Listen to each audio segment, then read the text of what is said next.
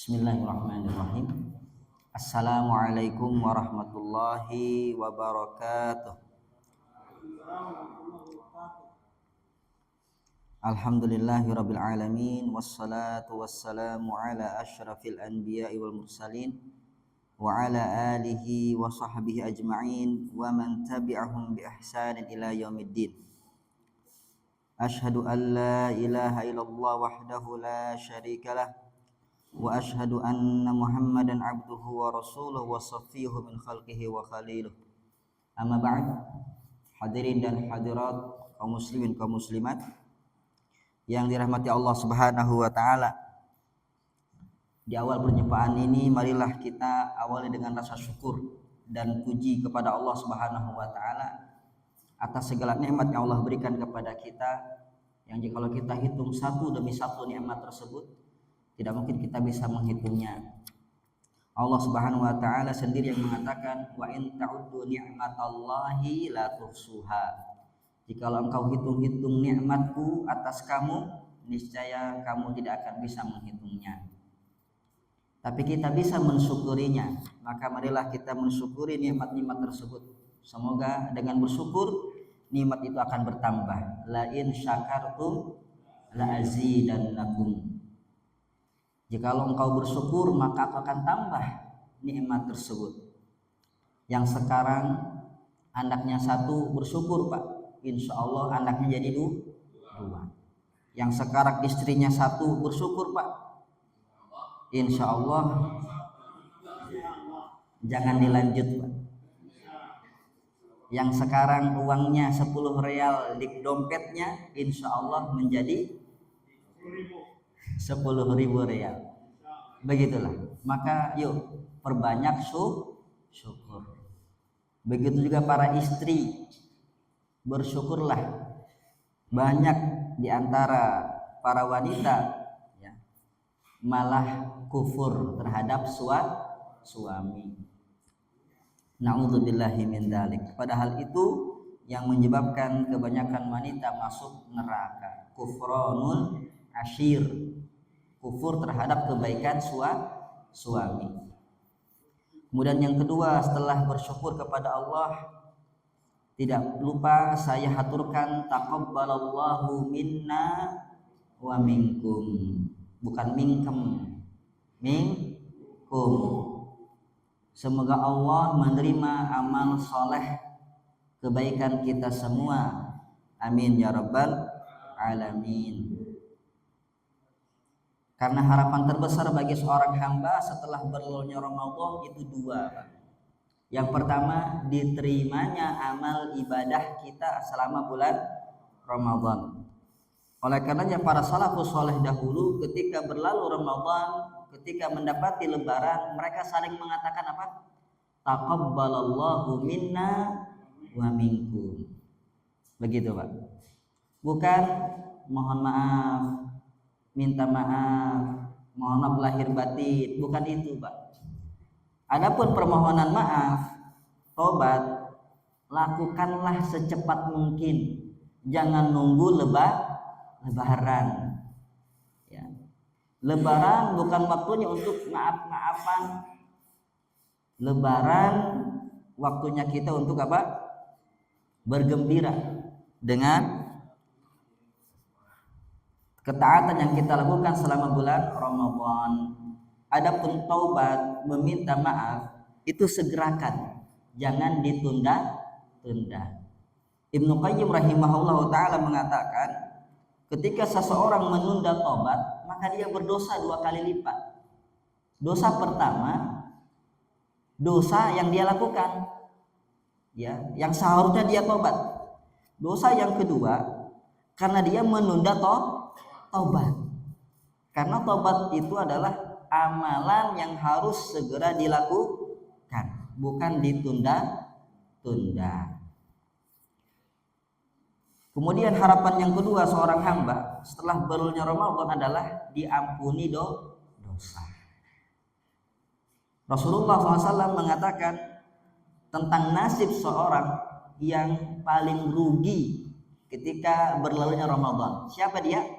Kata beliau, rogimaan furujulin adrakahu Ramadan tsumman salah walam yughfar lahu. Rugi seorang hamba yang dia mendapati bulan Ramadan, kemudian berlalu bulan Ramadan tapi dia belum diampuni oleh Allah. Oleh karenanya marilah kita senantiasa beristighfar, meminta ampun kepada Allah Subhanahu wa taala atas segala dosa-dosa kita. Jikalau ada kesalahan terkait dengan orang lain, yuk minta maaf. Ya. Kembalikan apa yang kita ambil kepada dia. Karena masalah dosa ini kalau tidak diampuni Allah, kita celaka. Allah ancam dengan apa, Pak? Siksaan yang pedih di neraka. Yang rugi kita sendiri, Pak. Ya. Adapun Allah tidak zalim. Man amila salihan falinafsih wa man asaa fa'alaiha wa ma rabbuka bidzallamin lil abid. Kata Allah Subhanahu wa taala, barang siapa yang beramal saleh maka itu untuk kebaikan dirinya, bukan untuk Allah. Allah enggak butuh dengan ketaatan kita. Barang siapa yang berbuat buruk maka itu mencelakakan dirinya, karena dia membawa dirinya kemana? Ke murka Allah, ke azab Allah Subhanahu wa taala. Rugi diri sendiri. Dan Allah tidaklah zalim. Allah maha adil. Yang taat dapat surga dan nikmat, yang maksiat dapat murka dan neraka yang dahsyat. Kemudian pada kesempatan kali ini insya Allah kita akan lanjutkan kajian kita di fikih. Di pekan pertama kita akan mengkaji fikih Islam, dan pada kesempatan yang lalu ya, sebelum Ramadan kita sudah membahas hadis yang ke-47. Sekarang kita masuk ke hadis yang ke-48. Qala al-musannif rahimahullahu taala an Ali radhiyallahu taala anhu anna Nabiy sallallahu alaihi wasallam qala yaumal khandaq mala Allahu kuburahum wa buyutahum nara kama shagaluna 'anis salatil wusta hatta ghabatis syamsu. Dari Ali radhiyallahu taala anhu bahwasanya Nabi sallallahu alaihi wasallam berkata ketika perang Khandaq, mala Allahu kuburahum wa buyutahum nara. Semoga Allah memenuhi rumah-rumah dan kubur-kubur mereka dengan api. Kama syagaluna 'anis sholatil wusta hatta ghabatis syams. Sebagaimana mereka telah menyibukkan kita dari salat wusta sampai matahari terbenam. Wa fi lafdzin li Muslim, dalam riwayat Imam Muslim, syagaluna 'anis salatil wusta ay salatil asri thumma shallaha bainal maghrib wal isya. Mereka menyibukkan kita dari salat wusta, maksudnya adalah salat asar. Kemudian beliau salat asar antara waktu maghrib dan isya. Walahu an Abdullah ibni Mas'ud radhiyallahu taala anhu qala habasal musyrikuna Rasulullah sallallahu alaihi wasallam an salatil asr hatta ihmarrat asy-syamsu aw isfarrat faqala Rasulullah sallallahu alaihi wasallam sagaluna 'anis salatil wusta salatil asr mala ajwafahum wa quburahum nara aw hasallahu ajwafahum wa quburahum nara. Dalam riwayat Imam Muslim dari Abdullah bin Mas'ud, beliau berkata, kaum musyrikin telah menahan Rasulullah sallallahu alaihi wasallam dari salat asar sampai matahari memerah dan menguning. Maka Rasulullah sallallahu alaihi wasallam berkata, mereka telah menyibukkan kita dari salat wusta alias salat asar Semoga Allah memenuhi perut-perut dan kubur-kubur mereka dengan api. Atau semoga Allah membanjiri mulut-mulut mereka, perut-perut mereka dan kubur-kubur mereka dengan api. Ini hadis yang ke-48. Secara umum, hadis ini menjelaskan kepada kita bahwasannya kaum musyrikin membuat Nabi sibuk. Membuat beliau dan para sahabat sibuk. Untuk apa? Persiapan jihad fisabilillah, yaitu pada perang Khandaq, di mana Nabi Shallallahu Alaihi Wasallam di perang tersebut menggali parit, makanya disebut Khandaq, ya, menggali parit atas usulan sahabat yang agung Salman Al Farisi, di mana Nabi dan para sahabat dikepung di Madinah. Orang-orang kafir dari Mekah bekerja sama, bersekutu dengan kabilah-kabilah yang masih kafir untuk membunuh Nabi Shallallahu Alaihi Wasallam di Madinah. Bayangkan, Madinah dikepung, kemudian Nabi Shallallahu Alaihi Wasallam, ya, supaya musuh tidak masuk ke Madinah, dibuat Khandaq, dibuat apa? Parit-parit. Saking sibuknya menyiapkan parit sampai Nabi Shallallahu Alaihi Wasallam tidak sempat sholat asar, ya, sampai terbenam matahari. Baru sempat sholat asar ketika sholat maghrib berlalu. Jadi antara maghrib dengan isya baru beliau sempat sholat asar. Maka karena Nabi Shallallahu Alaihi Wasallam tersibukkan dari sholat asar gara-gara ulah mereka, Nabi pun mendoakan keburukan kepada orang-orang kafir tersebut.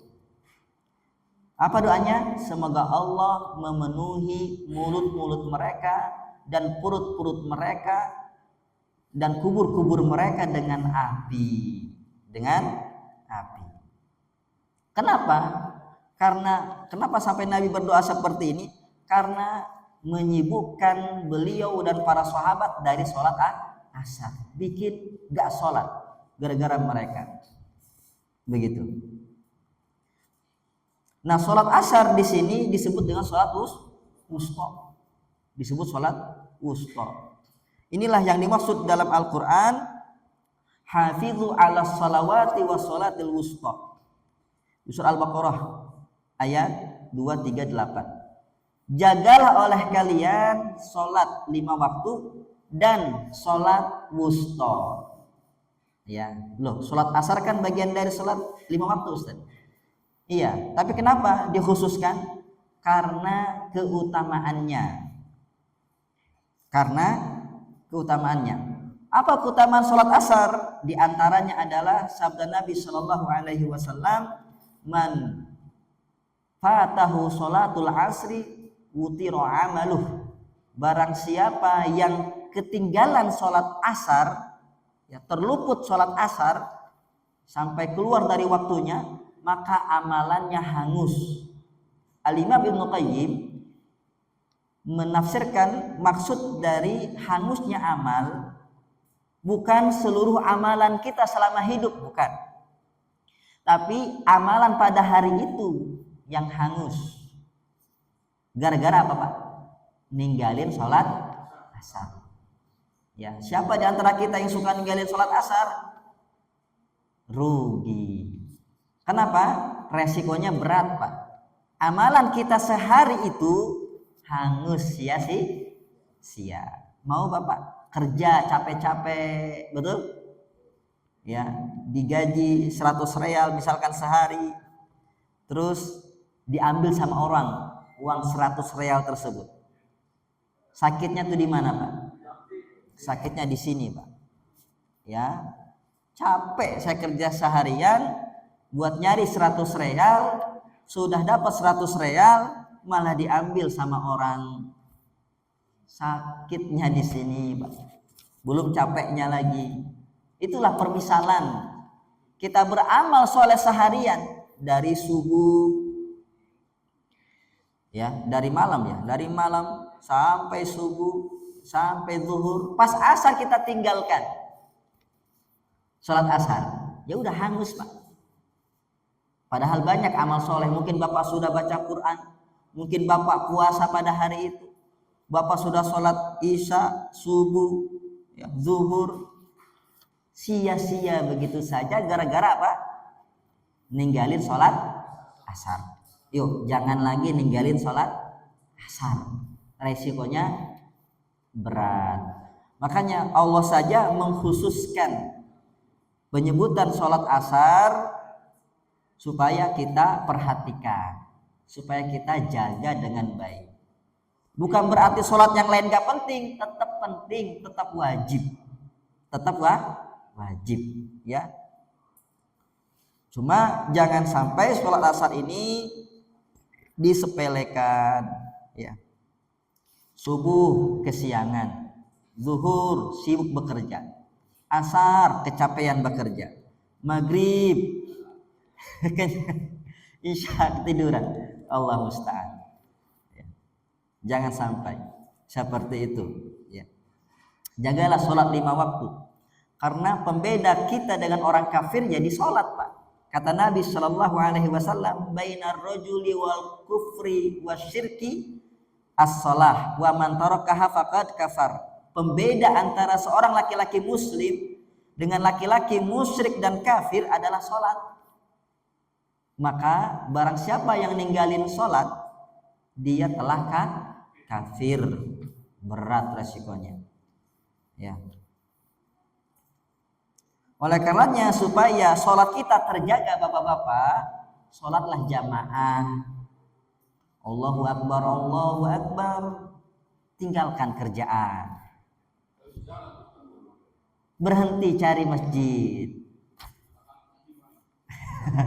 Alhamdulillah di Saudi banyak masjidnya, begitu. Nggak sempat jauh, di pinggir jalan nggak apa-apa.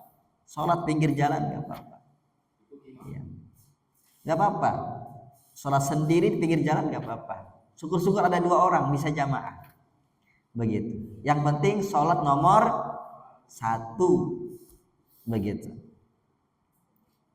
Insya Allah kalau sholat kita jaga, insya Allah Allah menjaga hidup kita.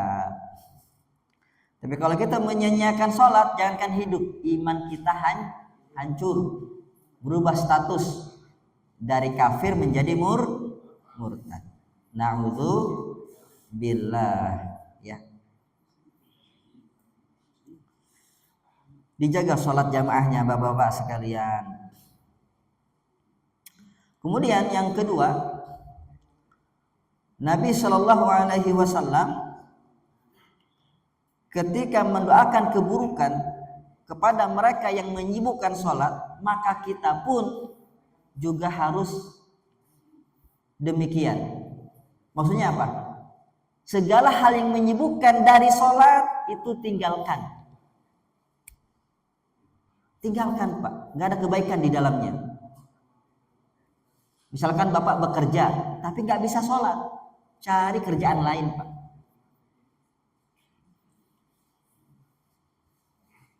Sampai kata para ulama, kalau ada suami nggak sholat, istri nggak sholat, boleh minta cerai. Boleh minta cerai, ya. Saking pentingnya sholat 5 waktu ini. Rasulullah SAW memberikan contoh kepada kita. Kata Aisyah radhiyallahu taala anha ketika ditanya, bagaimana Nabi Shallallahu Alaihi Wasallam itu di rumah beliau, di rumahmu, wahai Aisyah, wahai ibunda, ya. Apa kata Aisyah? Kana fi mihnati ahli. Rasulullah kalau sedang di rumah istrinya, beliau suka bantu kerjaan istri. Langsung heboh di belakang. Karena kebanyakan suami kalau di rumah bantu istri enggak. Ibu-ibu enggak, katanya tuh. Enggak layak nambah Pak, enggak layak nambah. Ya. Enggak layak nambah. Rasulullah kalau di rumah istrinya bantu kerjaan istri Pak. Masak, Bapak bantu ngiris bawang, ngiris cabai, jangan bantu makan doang, Pak. Ya. Istri nyuci, Bapak bantu jemur. Istri Masya Allah. Istri nyapu, istri ngepel, Bapak bantu apa? Ngambilin airnya. Ibu kenapa seperti itu? Ya Allah, itu istrinya siapa itu? Kayaknya udah ditahan lama itu.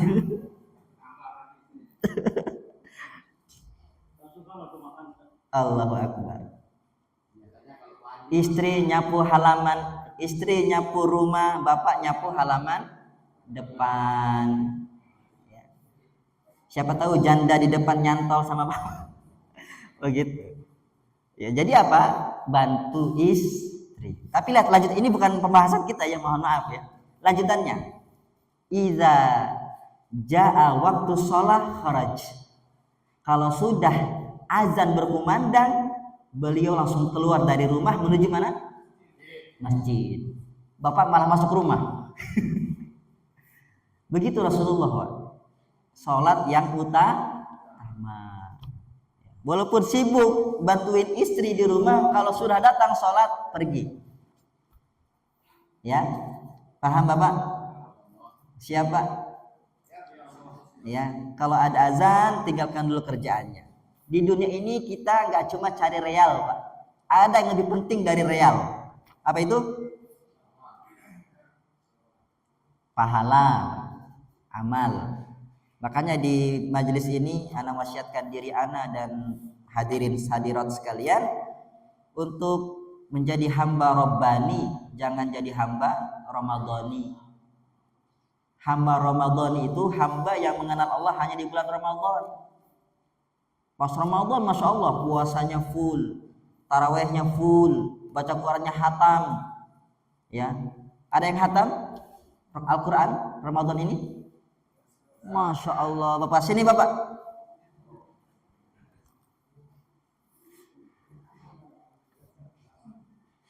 Ya, yang bacaan Qurannya hatam. Oh iya, enggak. Saya kayak raja di sini, segan. Ya sama-sama Bapak. Qurannya hatam, sedekahnya banyak. Ketika Ramadan pergi, goodbye puasa sunnah, goodbye sholat malam, goodbye mushaf Al-Quran, goodbye sedekah. Enggak. Jadilah hamba Rabbani yang beribadah kepada Allah tidak hanya di bulan Ramadan tapi sepanjang masa. Ya. Karena ini adalah apa? Perintah Allah Subhanahu wa taala, wa'bud rabbaka hatta ya'tiyakal yaqin. Sembahlah Allah sampai datang hal yang diyakini, bukan sampai datang keyakinan ya. Ini pemikiran sesat. Ada yang mengatakan sembahlah Allah sampai datang keyakinan. Kalau sudah yakin, nggak perlu ibadah lagi. Ada yang kayak gitu, Pak. Ini baca Quran nggak baca tafsir namanya. Baca tafsirnya, kata para ulama, yang dimaksud adalah kematian. Jadi terjemahan yang pas, sembahlah Allah sampai datang kematian. Karena kematian itu sesuatu yang paling diyakini pasti datang. Begitu. Jadi kita diperintahkan oleh Allah untuk terus beribadah, Pak. Non-stop. Makanya di bulan Syawal ini yuk ada satu amalan ibadah yang pahalanya seperti puasa setahun penuh. Ibadah apa itu? Puasa 6 hari di bulan Syawal.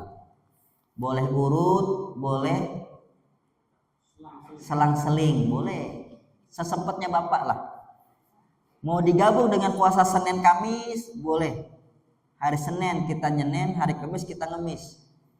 Digabung niatnya, double pahalanya. Ya, hari Senin niat puasa Syawal dan puasa Senin. Gabung dengan puasa ayam bid, puasa hari putih 13, 14, 15. Double pahalanya. Seperti itu. Boleh. Sesempat Bapak. Yang penting jangan sampai lewat.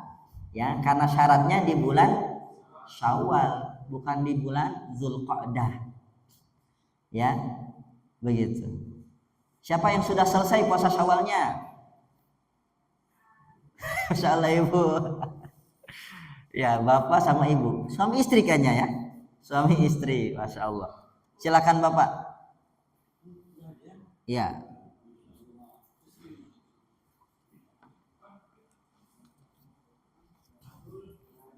Yang sudah khatam, sudah selesai puasa Syawal, alhamdulillah.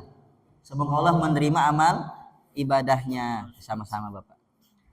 Yang belum selesai, yuk selesaikan. Yang belum mulai, yuk mulai. Karena sudah pertengahan Syawal, Pak. Separuh lagi ini. Ya. Yang kata Nabi Shallallahu Alaihi Wasallam, man shoma ramadhana tsumma atba'ahu sittan min Syawal kana kasiyamid dahr. Barang siapa yang puasa Ramadan, kemudian disusul 6 hari di bulan Syawal, maka pahalanya seperti puasa setahun penuh. Lako bisa Ustadz, kita puasa sebulan 30 hari, tambah 6 hari, 36 hari. Kemudian kata Allah, wa man jaa bil hasanati falahu asyru amsalihha. Barang siapa yang beramal satu kebaikan, maka Allah balas 10 kebaikan. Berarti 1 hari puasa dibalas 10 hari puasa. 10 kali 36 berapa Pak? 360 hari puasa. Pas setahun. Dalam setahun jumlah hari adalah 360 hari. Begitu. Ya. Syariat Islam bersesuaian dengan matematika ya, modern. Jumlah hari. Masya Allah. Makanya pahalanya seperti puasa setahun penuh. Ya, amal sedikit tapi pahalanya selangit ya. Jadi jangan sampai tinggal Pak. Siap Pak? Siap ya. Kemudian yang kedua, kenapa kita beramal saleh walaupun setelah bulan Ramadan berlalu? Karena itu bekal kita bertemu dengan Allah di akhirat. Bapak, kita mati bawa real tidak? Kita mati bawa istri tidak? Tidak. Hah?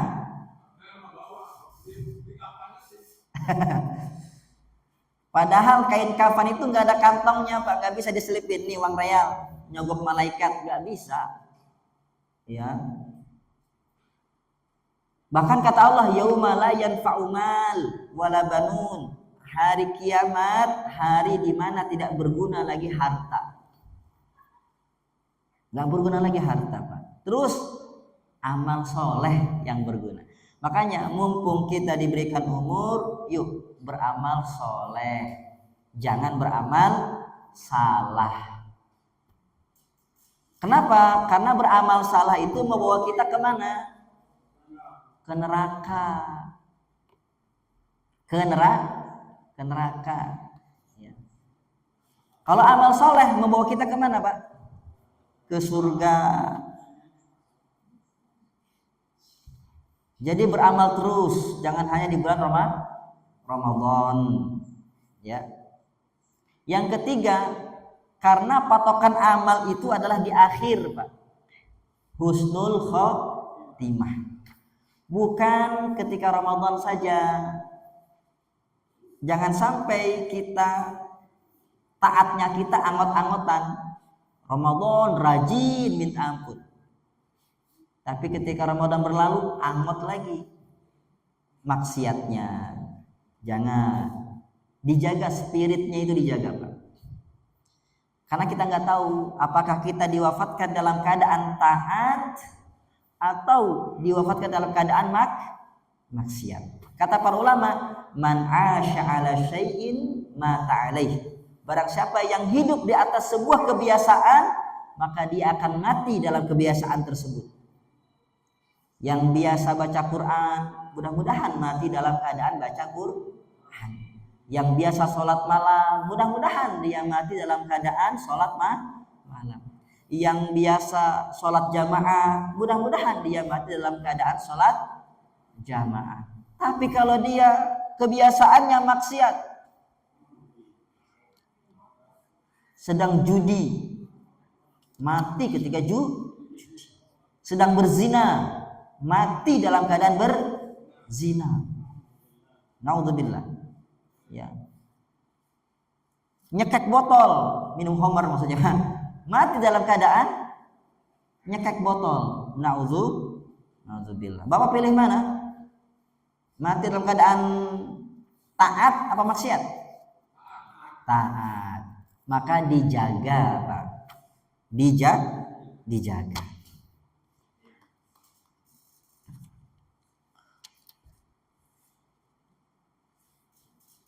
Kemudian yang berikutnya, kemana Ustadz? Budi sudah datang Pak? Belum. Kemudian al-hadis at-tasi wal arba'un.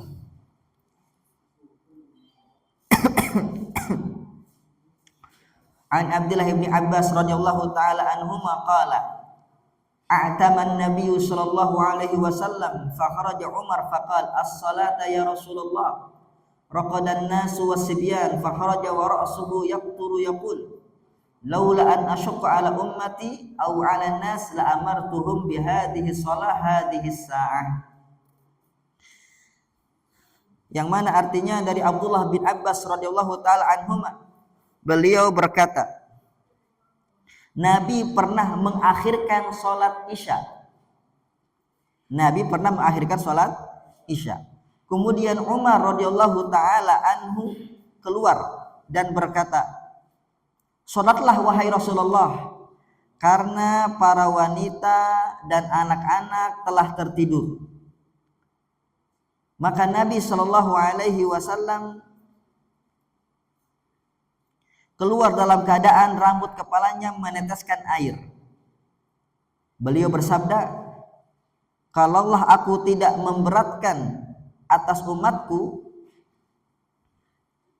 niscaya aku akan perintahkan untuk sholat isya pada waktu ini. Ya.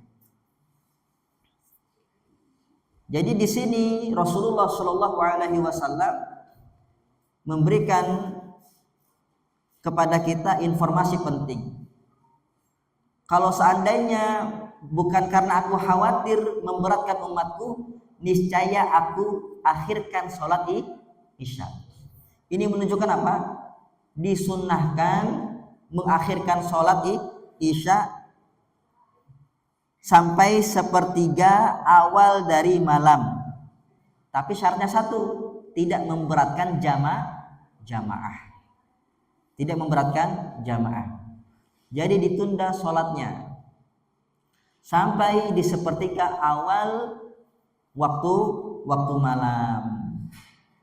Ya.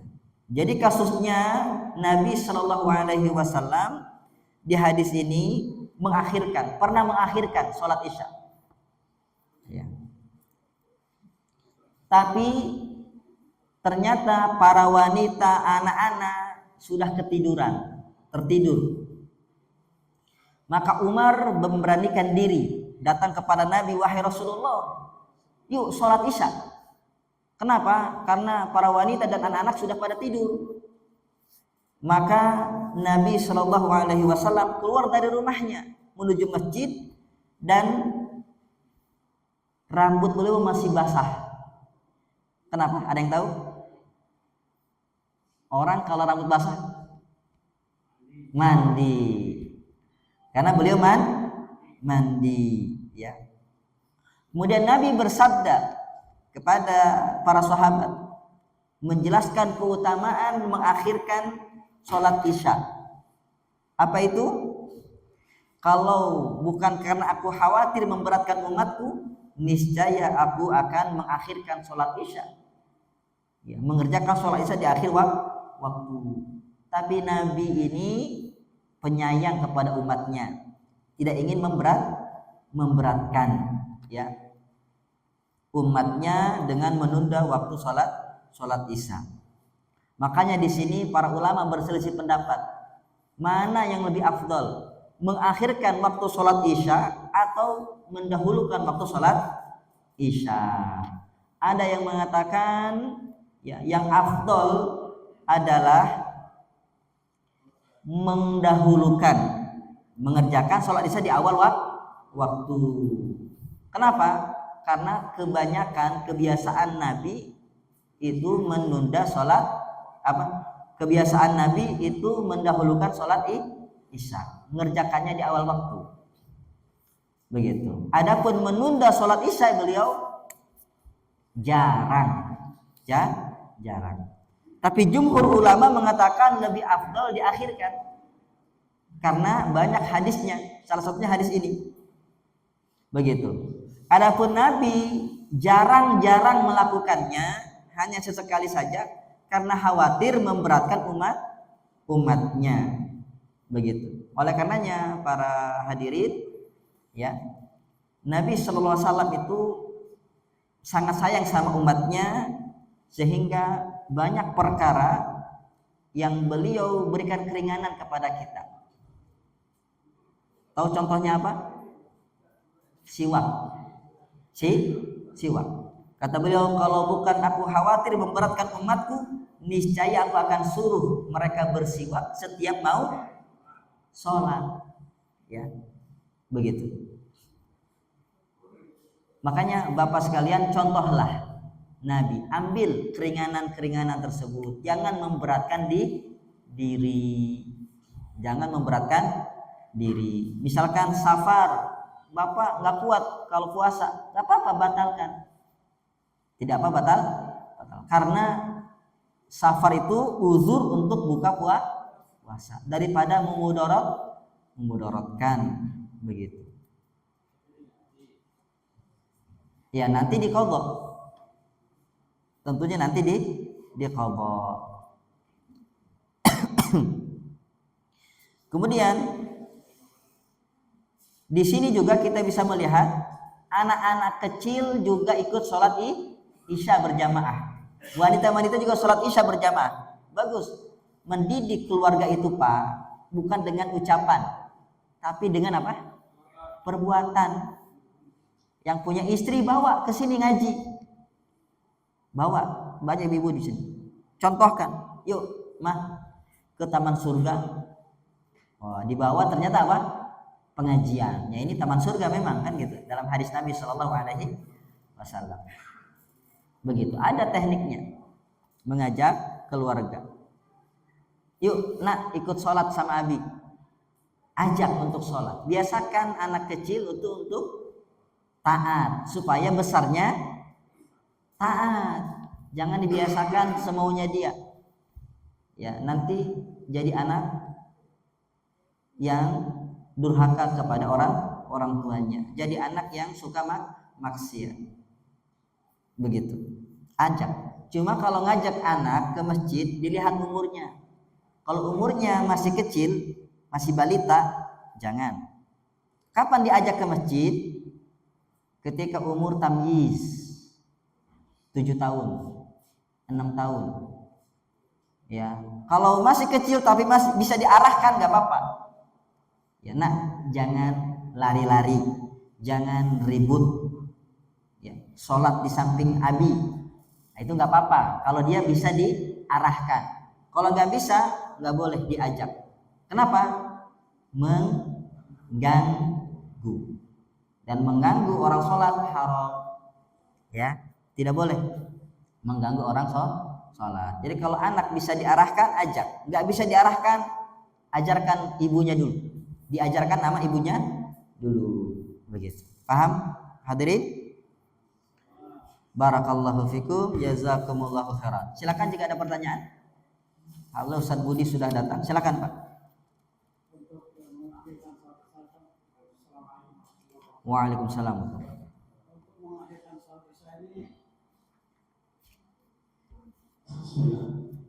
Untuk yang diterima di perorangan atau jamaah. Ya. Nah, mungkin sebagian akhirnya diakhirkan sendiri-sendiri. Assalamualaikum warahmatullahi wabarakatuh. Waalaikumsalam warahmatullahi wabarakatuh. Sebagaimana tadi dijelaskan, ada khilaf ulama di sana. Ada yang mengatakan lebih utama didahulukan, ada yang dikatakan lebih utama diakhirkan. Kalau kita lihat hadisnya, maka jumhur ulama berpendapat lebih utama diakhirkan. Apakah ini khusus untuk jamaah? Tidak. Tidak khusus jamaah, untuk sendiri juga. Karena hadisnya bersifat umum tanpa diperinci. Hikmahnya apa? Supaya kita bisa sholat malam sekalian. Begitu. Kemudian yang kedua, dilihat kepada kondisi masing-masing. Jikalau kita tidak bisa menunda sholat, mengakhirkan sholat isya ini, maka laksanakan di awal. Contoh, lingkungan saya Ustadz, jamaahnya itu di depan, dikerjakan di awal, maka kerjakan di awal, karena sholat jamaah itu lebih utama, betul, daripada sholat sendiri, dan keutamaannya lebih banyak daripada mengakhirkan sholat isya. Paham? Yang kedua, ya, jadi terlihat lingkungannya. Yang kedua, lihat diri bapak. Kalau ditunda sholat isyanya, bapak malah lalai, maka jangan ditunda. Begitu. Jangan samakan kita dengan sahabat Nabi Shallallahu Alaihi Wasallam. Mereka semangat beribadah, sedangkan kita banyak lalai. Maka pilih yang paling selamat. Apa itu? Sholat di awal waktu, ya, bersama jamaah. Begitu. Ada lagi pertanyaan yang lain? Ibu-ibu? Tidak ada? Jelas Bapak? Mudah-mudahan Allah Subhanahu wa taala memberikan kepada kita ilmu yang bermanfaat dan amal saleh. Allahumma alimna ma yanfa'una wanfa'na bima 'allamtana. Rabbana zidna ilman warzuqna fahman ya muallima Daud alimna ya mufahhima Sulaiman fahimna. Allahumma la ilma lana illa ma 'allamtana innaka antal alimul hakim. Subhanakallahumma wa bihamdik asyhadu an la ilaha illa anta astaghfiruka wa atubu ilaik. Mohon maaf jika ada salah kata, salah ucap. Assalamualaikum warahmatullahi wabarakatuh.